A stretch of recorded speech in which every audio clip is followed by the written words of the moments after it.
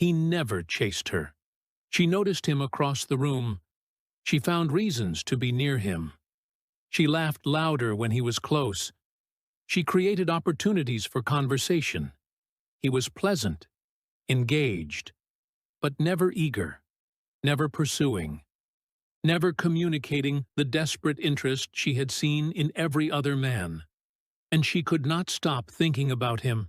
This video reveals the 5 psychological triggers that make women chase men. Not manipulation tactics, not pickup lines. Deep psychological patterns that reverse the pursuit dynamic entirely. Most men spend their lives chasing, running after women who run away, pursuing approval that retreats faster the harder they chase, wondering why effort produces opposite results. A small percentage of men experience something different. Women pursue them. Women invest. Women do the work of closing distance rather than creating it. The difference is not luck, not looks, not money. The difference is understanding what Schopenhauer discovered about desire itself. The psychological architecture that determines who chases and who gets chased. By the end of this video, you will understand exactly what triggers female pursuit. You will see why your previous approach created the opposite of what you wanted. And you will know how to embody the qualities that reverse the dynamic permanently. Stay until the end. The 5th trigger is the foundation beneath the other 4. Miss it, and the other triggers cannot sustain themselves. Understand it, and everything else falls into place. Let me tell you about 2 men at the same party. The first man, Daniel, spotted an attractive woman and felt the familiar surge of interest. He approached, he complimented, he asked questions, he showed enthusiasm. He did everything society told him to do. She was polite. She answered his questions. She smiled at appropriate moments. And she excused herself within 10 minutes. The second man, Marcus, was talking with friends when the same woman approached him. She introduced herself. She asked what he did. She found reasons to touch his arm. She suggested they exchange numbers. Marcus had done nothing to pursue her. He had simply existed in a particular way, a way that triggered something in her psychology that Daniel's pursuit had killed. Schopenhauer would have explained the difference immediately. He wrote that desire moves toward what retreats and retreats from what advances. This is not cruelty. This is the structure of wanting itself. Daniel advanced. His approach, his compliments, his enthusiasm all communicated pursuit. And pursuit triggers retreat. Not because she was cruel, because her psychology responded automatically to the dynamic he created. Marcus retreated by not advancing. His lack of pursuit communicated something that triggered her pursuit. The vacuum he created by not chasing drew her toward him. Robert Greene documented this pattern across centuries of seduction. He observed that the greatest seducers in history rarely chased. They created conditions that made others chase them. They understood that pursuit itself was the problem. Machiavelli saw the same dynamic in political power. He noted that the prince who seems too eager for alliance weakens his position. The prince who seems indifferent to alliance strengthens it. Desire flows toward apparent indifference. This is counterintuitive.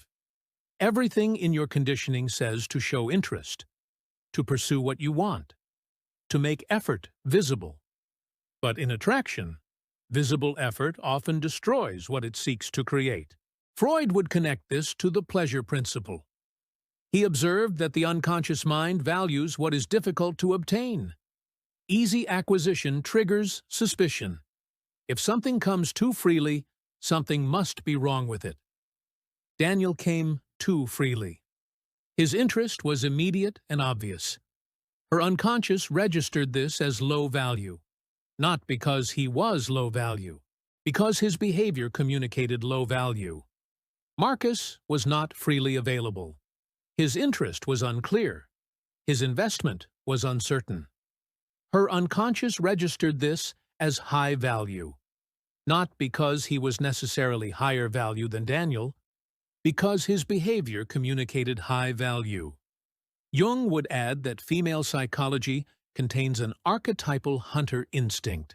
The animus seeks to capture, to win, to secure what is not guaranteed.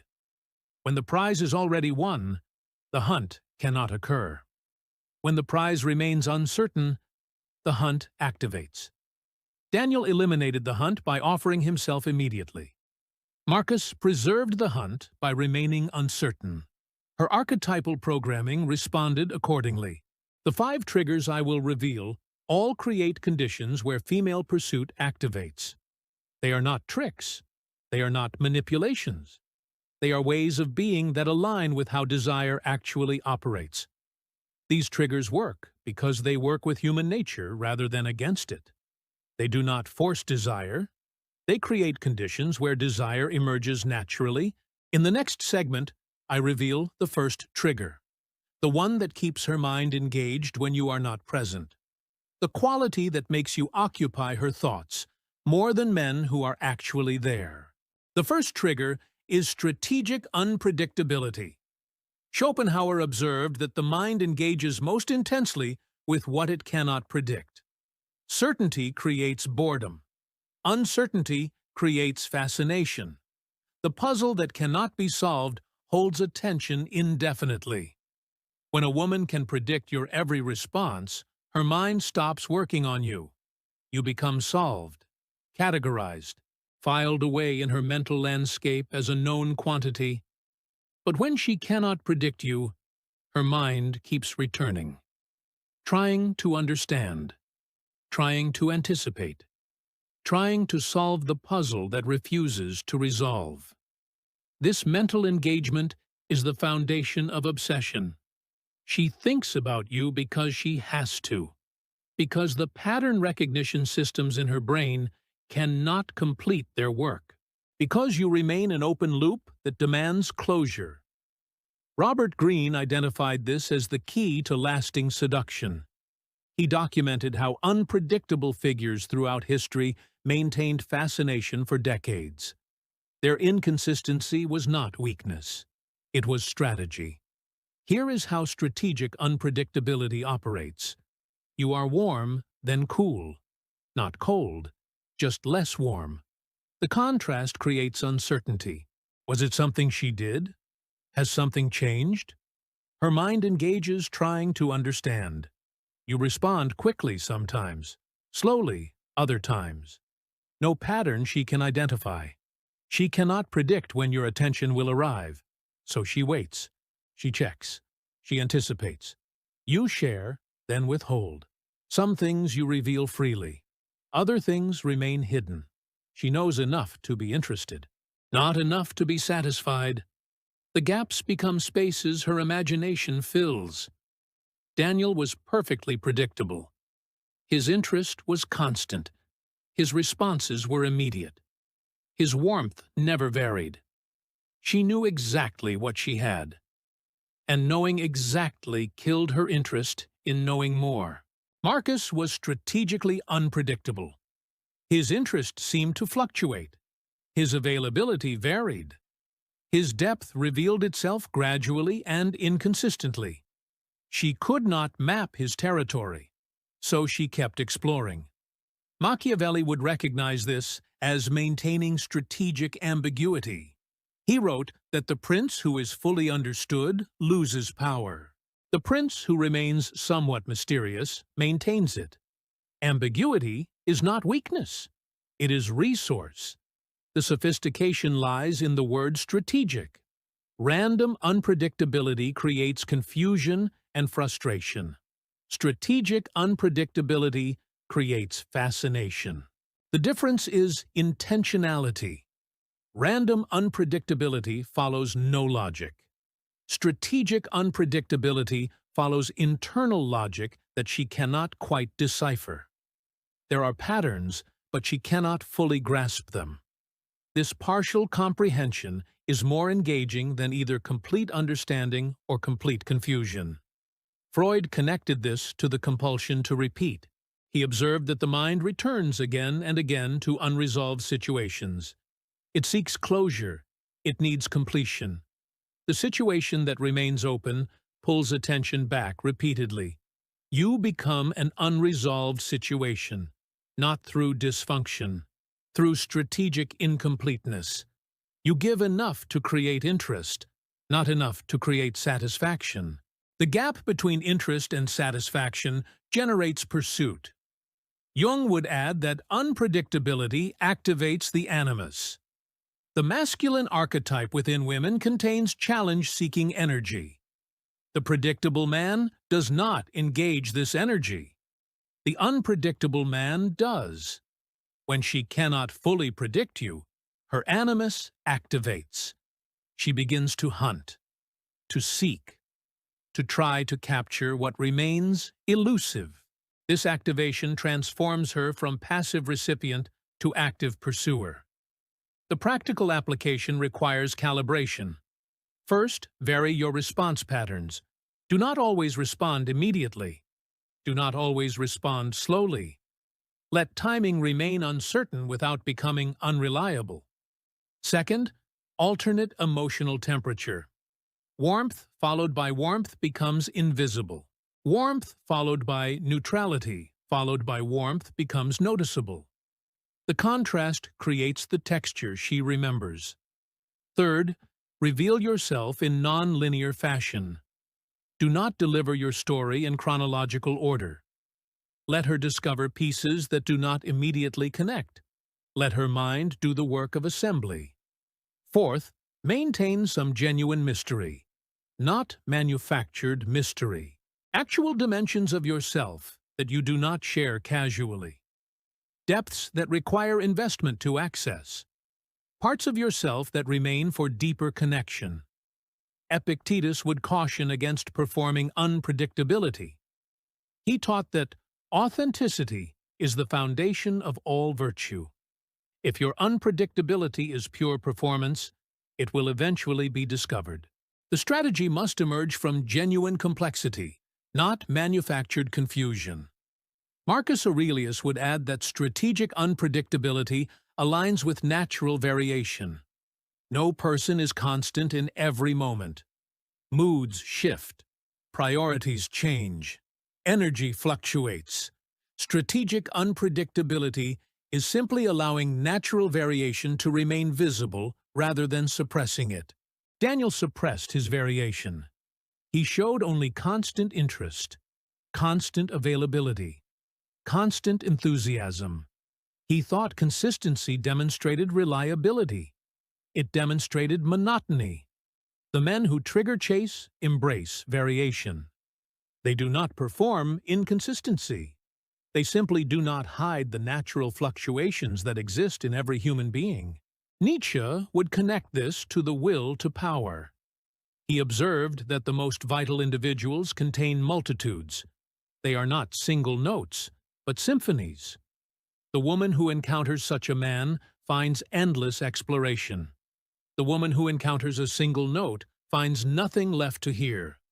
In the next segment, I reveal the second trigger, the one that positions you as a prize rather than a pursuer, the quality that makes her feel she must win you rather than simply accept you. The second trigger is demonstrated high value. Schopenhauer wrote that desire orients toward what seems valuable. This is not shallow. This is survival programming operating at the deepest level. The organism seeks the best available option. Perceived value determines what counts as best.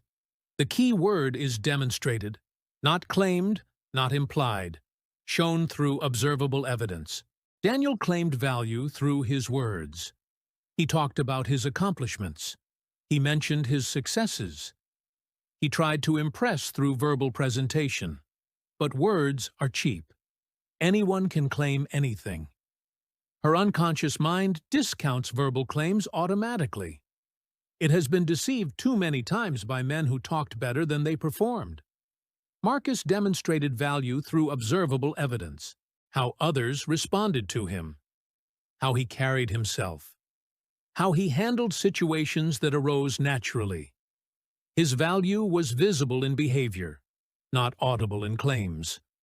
Robert Greene identified demonstration as the key to perceived value. He documented how powerful figures throughout history let evidence speak rather than words. They understood that shown value registers differently than told value. Here is how demonstration operates psychologically. When you tell her you are confident, she evaluates your claim. Her analytical mind engages. She looks for evidence that confirms or denies. She remains skeptical until proof arrives. When you demonstrate confidence through behavior, her analytical mind bypasses.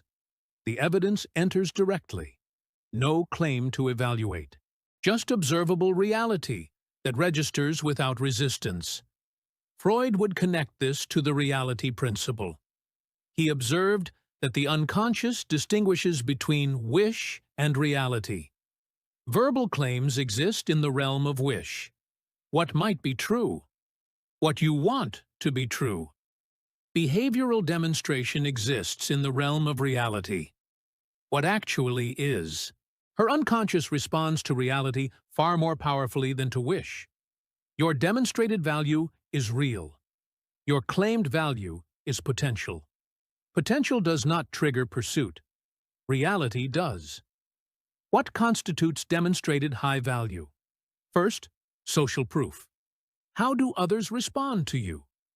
Do people seek your attention? Do friends value your presence?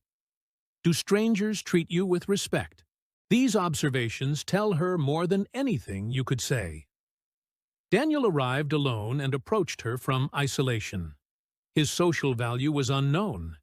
His position in the hierarchy was unclear. She had only his claims to evaluate. Marcus was surrounded by friends who obviously enjoyed him. Women in the group showed interest. Men sought his opinion. His social position was visible without a word being spoken. Machiavelli would recognize this as reputation preceding action. He wrote that the prince with strong reputation wins battles before they begin. Others assume capability based on what they have observed others assuming. Second, composure under pressure. How do you handle unexpected situations? Does challenge reveal stability or anxiety? Does pressure produce competence or collapse? Small tests arise naturally in social situations. Someone challenges an opinion. Something spills. A plan changes. Your response to these minor pressures demonstrates your response to larger ones. Daniel became visibly flustered when another man joined their conversation. His anxiety at potential competition was obvious. His value dropped in her perception because valuable men do not fear competition. Marcus handled interruptions with ease. Nothing seemed to threaten his composure. His stability under minor pressure suggested stability under major pressure. His value rose because he demonstrated what valuable men demonstrate. Third, evidence of investment in self. How you present physically. The effort visible in your appearance. The development obvious in your body. These are demonstrations of self-value that suggest you are worth her value. Jung would connect this to the archetypal king energy. The king invests in his kingdom. He builds. He develops. He does not let things decay. The man who invests in himself demonstrates he considers himself worth investing in. Fourth, purposeful presence. Do you seem to have somewhere to be? Does your life appear to have direction? Is your time valuable enough that spending it represents meaningful choice? The man who seems to have nothing better to do demonstrates low value. The man who seems to have many options but chooses to be here demonstrates high value. The demonstration is in the apparent opportunity cost. Nietzsche would call this the visible manifestation of the will to power. The man who has conquered himself, who has built himself, who has become something through effort. This becoming radiates as demonstrated value. The practical application involves honest self-assessment. What value do you actually have? This is not about performing value you lack. That performance will fail. This is about developing genuine value and then allowing it to be visible. Build social connections that produce natural social proof. Develop composure through practices that create genuine stability. Invest in yourself physically, mentally, emotionally. Create a life with purpose that makes your time genuinely valuable. Then let these demonstrations occur naturally. Do not announce your value. Let evidence accumulate. Let observation do the work that claims cannot do. Epictetus taught that we become what we practice. Practice having value, and you will have value. The demonstration follows the development. You cannot demonstrate what you have not developed. Marcus Aurelius would add that genuine value comes from genuine virtue, character, wisdom, discipline, the development of the soul. These create value that no circumstance can diminish. In the next segment, I reveal the third trigger, the one that makes her feel she could lose you, the quality that prevents the complacency that kills pursuit. The third trigger is emotional self-sufficiency. Schopenhauer identified neediness as the destroyer of desire. He observed that the will retreats from what depends on it and advances toward what exists independently. Dependence repels. Independence attracts. Emotional self-sufficiency means your well-being does not depend on her response. Your mood does not rise and fall with her attention. Your sense of worth does not require her validation. You are complete without her while remaining open to connection with her. This creates a paradox that triggers pursuit. She can enhance your life, but cannot save it. She can add value, but you do not need her to feel valuable. The relationship is genuine choice rather than desperate necessity. Daniel radiated need. His happiness visibly depended on her response. When she smiled, he brightened. When she turned away, he deflated. His emotional state was entirely reactive to her behavior. This reactivity registered as burden. Her unconscious calculated what a relationship with him would require. Constant management of his emotional state.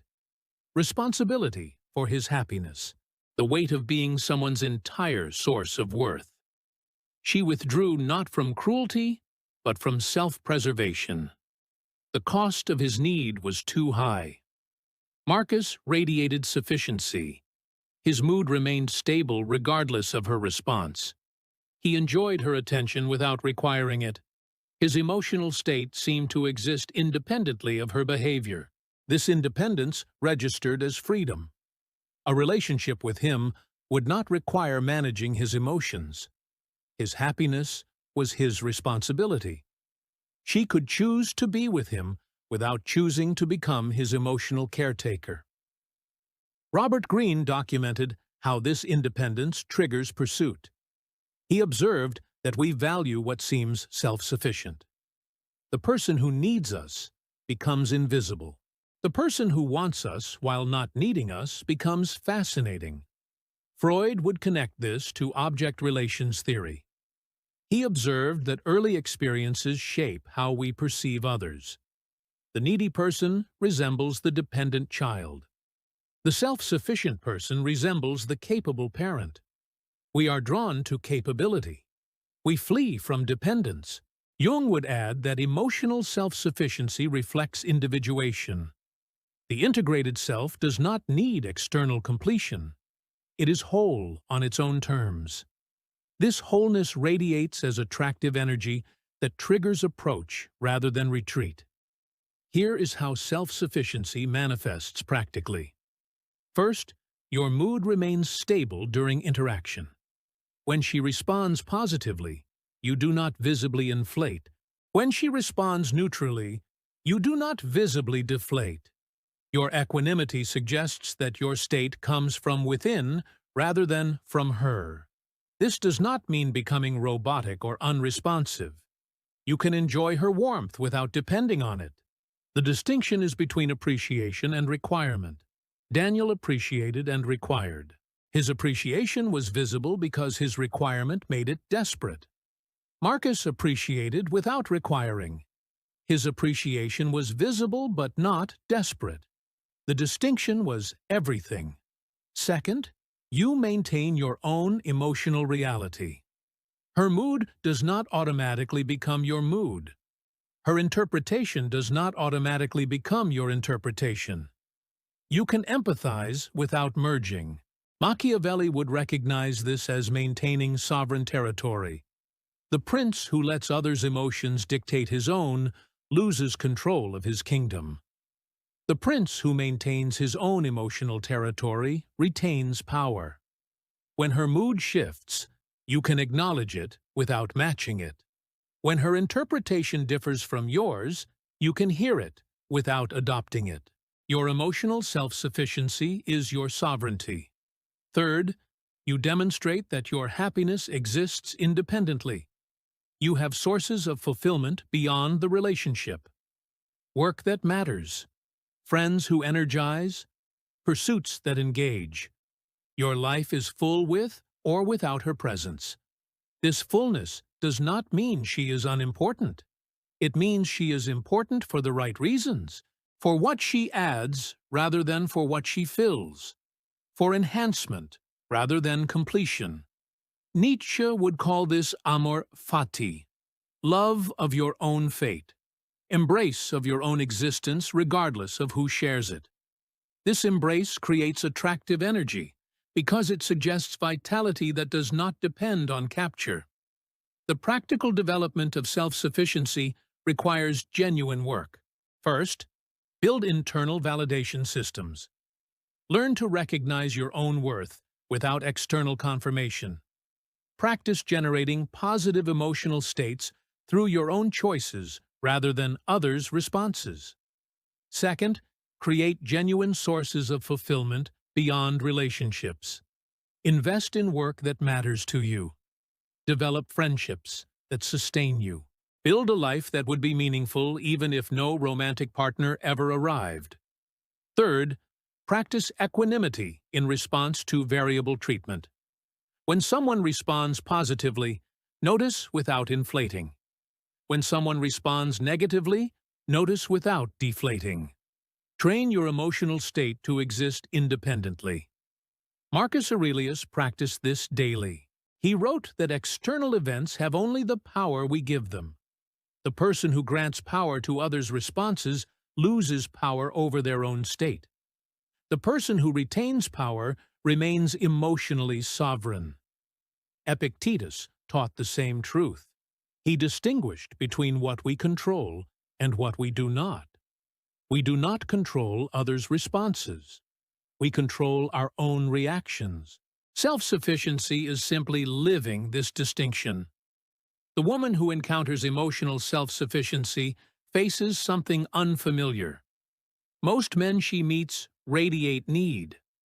Their emotional state depends entirely on her response. She is accustomed to this weight.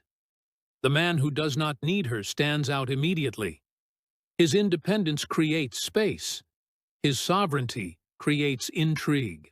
His sufficiency triggers the pursuit that neediness would have prevented. In the next segment, I reveal the fourth trigger, the one that creates the obstacles desire requires. The quality that makes winning you feel like achievement rather than default. The fourth trigger is calibrated challenge. Schopenhauer observed that the will needs resistance to remain engaged. Desire requires obstacles. The goal that comes too easily registers as worthless. The goal that requires effort registers as valuable. Calibrated challenge means you are attainable, but not easily attained. She can win you, but she must invest to do so. Your interest is possible, but not guaranteed. Your commitment requires earning. This creates the conditions where pursuit becomes meaningful. She is not simply accepting what is offered. She is achieving what requires effort. The achievement itself generates investment. Daniel offered no challenge whatsoever. His interest was immediate and unconditional. His commitment was available before she had invested anything. There was nothing to win because everything was already given. This eliminated pursuit entirely. Why chase what you already have? Why invest in what is freely given? His lack of challenge made pursuit unnecessary. And unnecessary pursuit does not happen. Marcus offered calibrated challenge. His interest was possible but had to be developed. His attention required her investment. His commitment was available but not automatic. This created a game worth playing. She could advance, but had to move strategically. She could win, but had to participate. The challenge made victory meaningful rather than hollow. Robert Greene documented how challenge sustains desire across all domains. He observed that difficulty creates attachment. The diploma earned through years of study is treasured. The diploma bought through a diploma mill is worthless. The difference is entirely in the challenge overcome. Machiavelli saw the same pattern in political loyalty. He wrote that subjects who sacrifice for the prince become more loyal through sacrifice. Their investment creates commitment. The prince who demands nothing receives nothing. Here is how calibrated challenge operates. First, you have standards that she must meet, not arbitrary hoops to jump through. Genuine qualities you value that she must demonstrate. Intelligence, kindness, ambition, character. Your interest is conditional on her actual merit. When she sees that your interest is not automatic, she is motivated to earn it. The motivation itself creates pursuit. She invests to demonstrate the qualities you value. Her investment creates attachment. Daniel had no visible standards. His interest appeared unconditional. She could have been anyone. His lack of standards communicated that he did not value himself enough to require value in return. Marcus had clear standards visible in who received his attention and who did not. His selectivity communicated that his interest meant something, that earning it was an achievement worth pursuing. Second, you do not capitulate to every request or preference.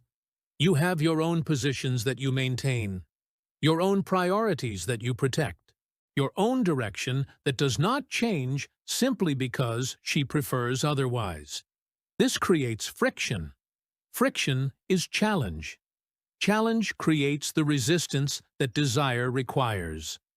Freud would connect this to the pleasure principle's relationship with obstacles. He observed that pleasure is often proportional to difficulty overcome. The easy pleasure fades quickly.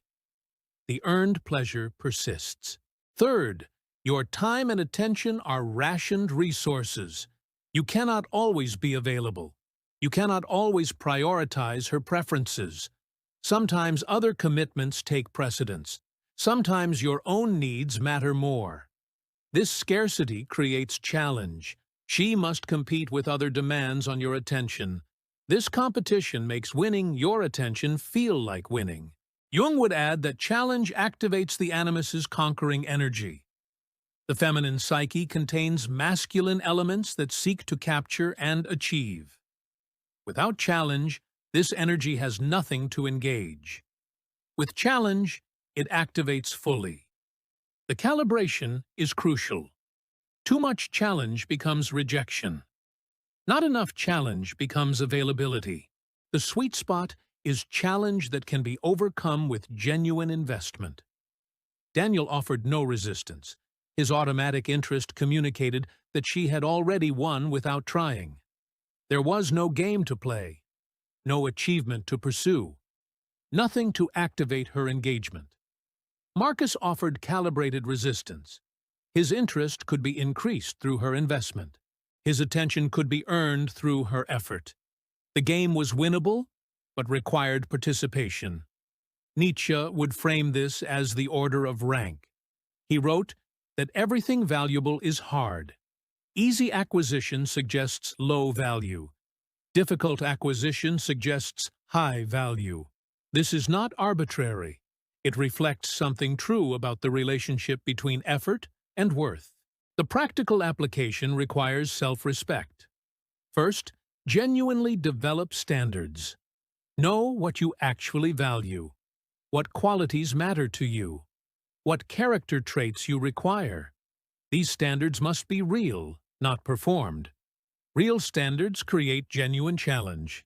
Second, maintain your positions when challenged, not rigidly, with flexibility where flexibility serves, but with consistency where your values are at stake. Let her see that you cannot be easily moved from yourself. Third, make your time genuinely valuable through having valuable pursuits.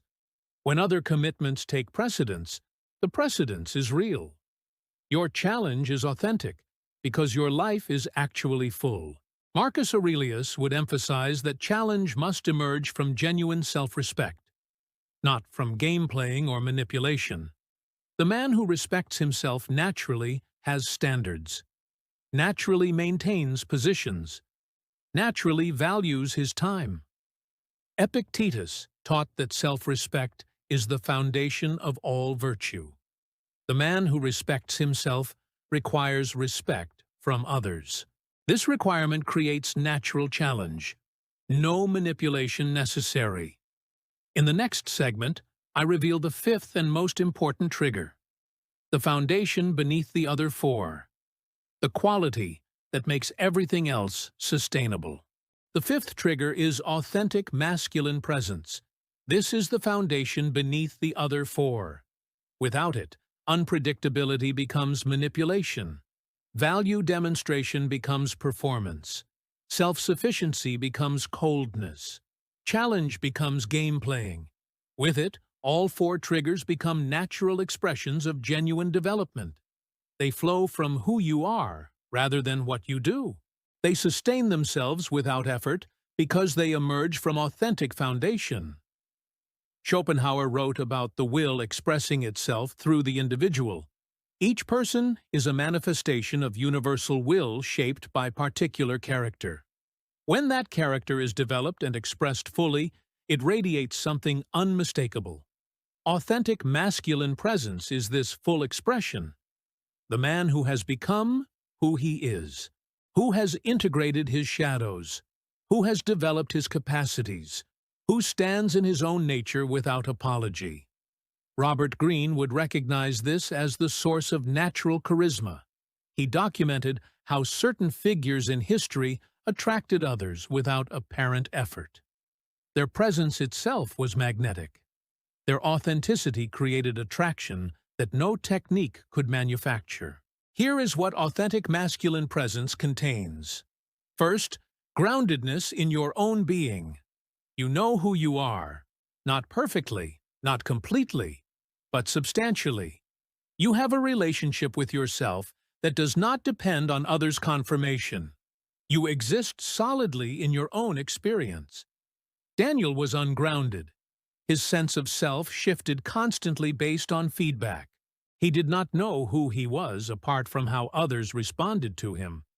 His instability was felt even when not consciously recognized. Marcus was grounded. His sense of self remained stable across contexts.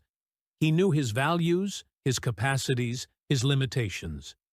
This knowing created presence that others could feel immediately. Second, comfort with your own depth. You have done inner work.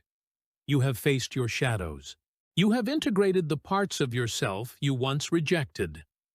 This integration creates solidity that cannot be faked. Jung considered this integration the central task of human development. The man who has integrated his shadow has nothing to hide. His authenticity is not performance. It is the natural expression of a completed process. Daniel had not done this work. His shadow controlled him unconsciously.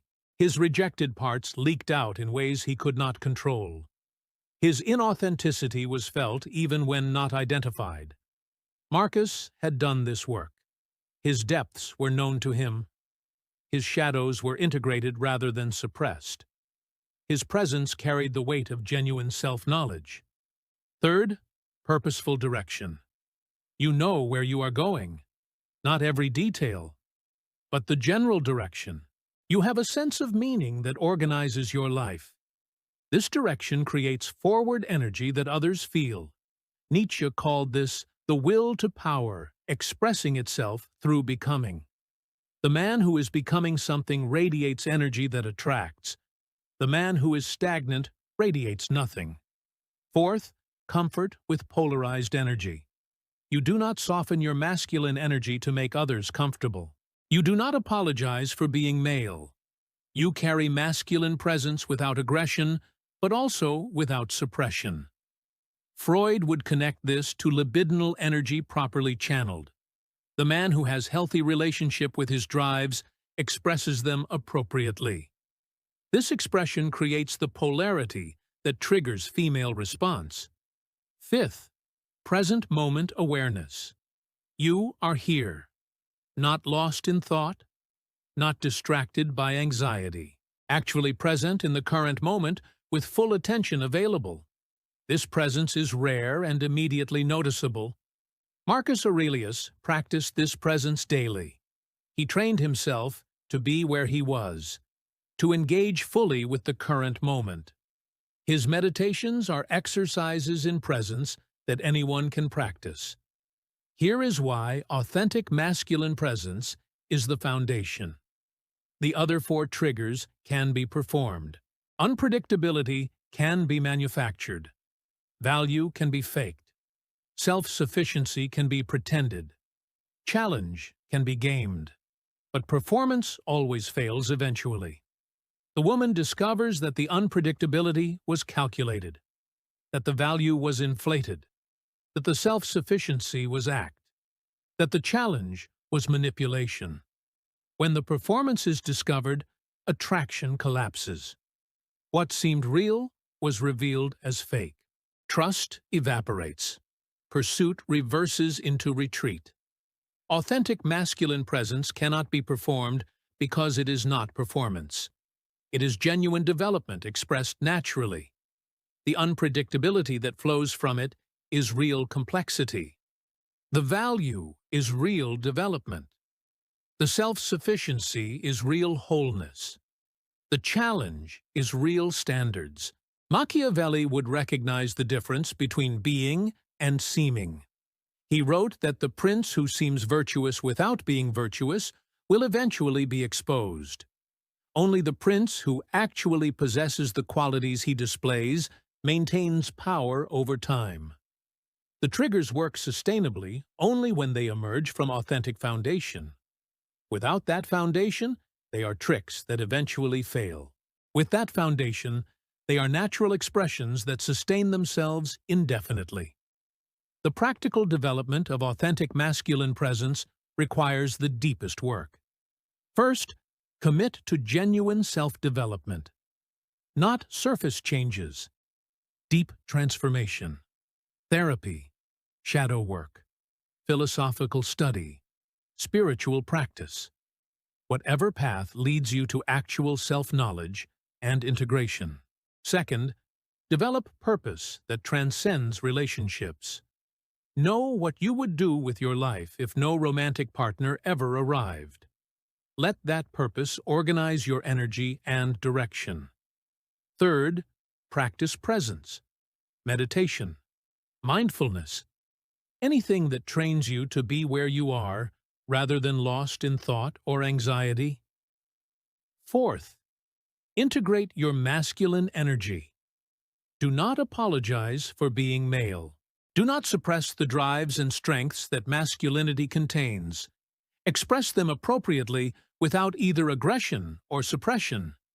Epictetus taught that character is destiny. The development of genuine character creates outcomes that no tactic can produce. The man who becomes authentic becomes attractive as a natural consequence. In the final segment, I reveal how these 5 triggers work together. The integration that makes women chase not through manipulation, but through genuine magnetism. The 5 triggers work together as integrated whole. Unpredictability creates mental engagement. She thinks about you because she cannot solve you. Demonstrated value creates perception of worth. She sees evidence that you are worth pursuing. Self-sufficiency creates space for pursuit. She can chase without fearing she will create dependence. Challenge creates meaningful investment. Her pursuit feels like achievement. Authentic presence makes everything sustainable. The triggers flow from genuine development rather than performance. Schopenhauer would recognize this integration as the fully expressed individual, not fragments performing roles, but unified being expressing naturally. This unity is what attracts at the deepest level. Here is how the integration manifests practically. You enter a room, and your presence is felt, not through loud behavior or attention-seeking, through the groundedness that radiates from genuine development. People notice without knowing exactly what they notice. You engage in conversation, and your unpredictability emerges naturally, not from calculated variation, from genuine complexity that cannot help but show itself. Your depths reveal in nonlinear fashion because you have actual depths to reveal. Your value demonstrates itself through evidence, how others respond to you, how you handle whatever arises, the visible investment in yourself that shows through your presentation and composure. No claims needed because reality speaks. Your self-sufficiency shows in emotional stability. Her responses do not control your state. Your well-being exists independently while remaining open to enhancement. She sees that you want her without needing her. Your challenge appears in standards naturally maintained, not games designed to manipulate. Genuine qualities you require, real positions you maintain, actual scarcity of your time and attention, because your life is genuinely full. Robert Greene would call this the integration of all seductive qualities into unified presence. He documented how the greatest seducers combined multiple elements seamlessly. The combination was more powerful than any single element. The woman who encounters this integration experiences something rare. Most men she meets are fragmented, performing confidence they do not feel, claiming value they have not developed, pretending sufficiency while radiating need. You are different, not because you perform differently, because you are different. The integration is not act. It is the natural expression of genuine development. Machiavelli would recognize this as true virtue versus apparent virtue. The prince who seems capable but is not will eventually fail. The prince who actually is capable succeeds sustainably. The same applies to attraction. The practical path to integration requires commitment to all 5 areas. First, develop genuine complexity. Read widely. Experience broadly. Build depths that create natural unpredictability. Become someone whose mystery emerges from actual complexity, rather than manufactured confusion. Second, invest in demonstrable value. Build social connections that provide natural proof. Develop composure through practices that create real stability. Invest in yourself physically, mentally, emotionally. Create a life that makes your time genuinely valuable. Third, build authentic self-sufficiency. Do the internal work that creates genuine wholeness. Develop sources of fulfillment beyond relationships. Practice equanimity until it becomes natural. Become someone whose well-being exists independently. Fourth, develop real standards. Know what you actually value. Build a life full enough that your time is genuinely scarce.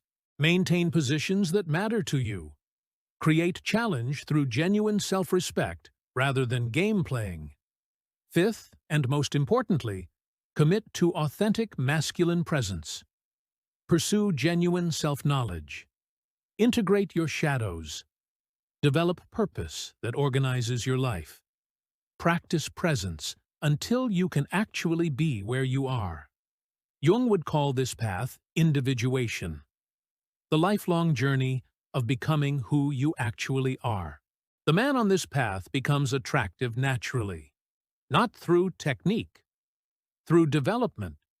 Nietzsche would call it self-overcoming, the continuous process of becoming more than you were.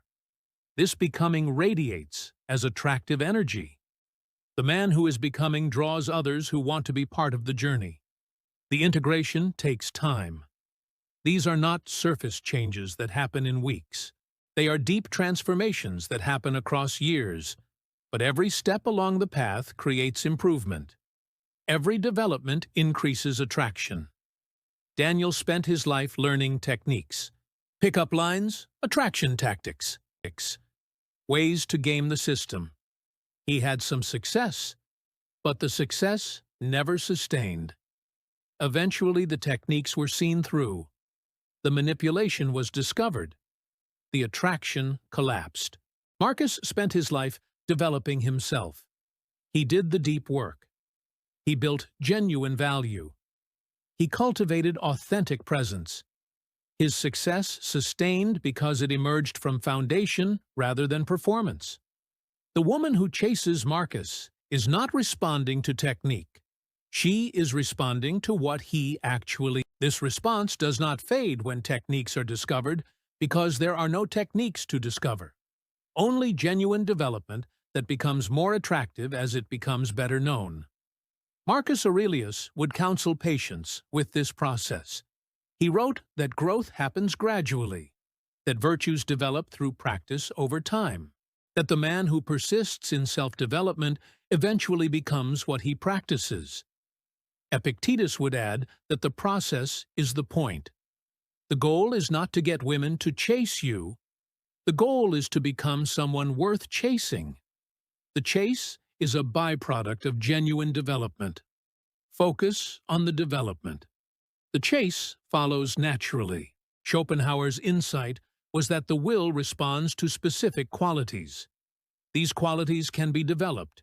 As they develop, attraction increases. Not through manipulation of her psychology, through alignment with how desire actually operates. You have now seen the 5 psychological triggers that make women chase: unpredictability, demonstrated value, self-sufficiency, challenge, authentic presence. You have seen how they integrate into unified whole, how each supports the others, how the foundation of authentic presence makes everything else sustainable. The path is clear. The work is yours to do. The shadow mind has shown you what triggers pursuit. What you build with this knowledge determines everything.